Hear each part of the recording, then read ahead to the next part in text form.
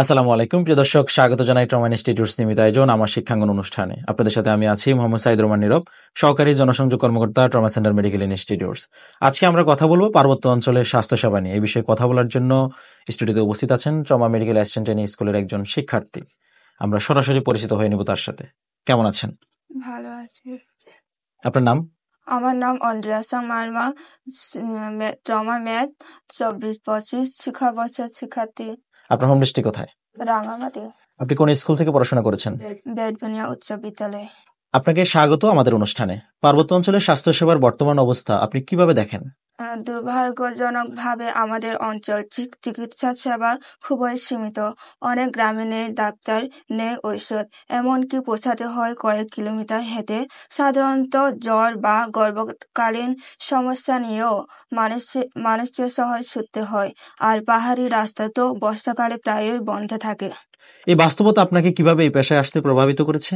ছোটবেলা থেকে দেখে আসছি, আমাদের গ্রামে কেউ অসুস্থ হলে তাকে সঠিক সময়ে আমরা হাসপাতালে নিতে পারছি না। স্বাস্থ্যসেবা পাওয়ার জন্য মানুষকে কত ধরনের সমস্যার মুখোমুখি হতে হচ্ছে। তখন থেকে আমরা মনে প্রশ্ন জাগে, আমি যদি কিছু করতে পারতাম। এখন আমি ট্রমা ম্যাথসে পড়ছি, যেন ভবিষ্যতে অন্তত প্রাথমিক চিকিৎসা ও সচেতনতা দিতে পারি আমার এলাকার মানুষকে।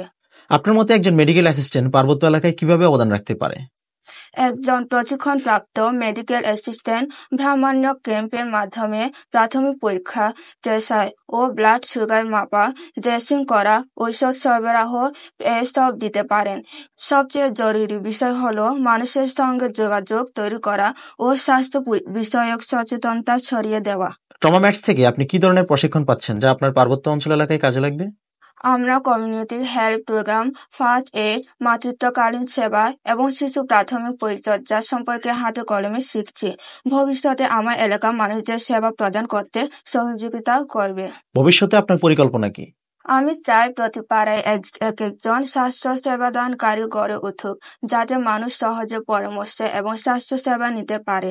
একটি স্বাস্থ্য সেবা কেন্দ্র চালু করতে চাই, যেখানে স্থানীয় ভাষায় স্বাস্থ্য তথ্য দেওয়া হবে। আপনার জন্য অনেক শুভকামনা রইল। আমাদেরকে সময় দেওয়ার জন্য আপনাকে অসংখ্য ধন্যবাদ। আপনাকেও ধন্যবাদ। প্রিয় দর্শক, জেলা থেকে আমরা যেটা শুনতে পেলাম, পার্বত্য অঞ্চল বাংলাদেশের সৌন্দর্যের রত্ন, কিন্তু সেখানে বসবাসকারী মানুষদের স্বাস্থ্যসেবা নিশ্চিত করাও কিন্তু আমাদের দায়িত্ব। সেরকম ভাবে ওখান থেকেই অঞ্জিলারা ঢাকা থেকে পড়াশোনা করে নিজ এলাকায় স্বাস্থ্যসেবা নিশ্চিত করতে চায়। তাদের জন্য অনেক শুভকামনা রইল।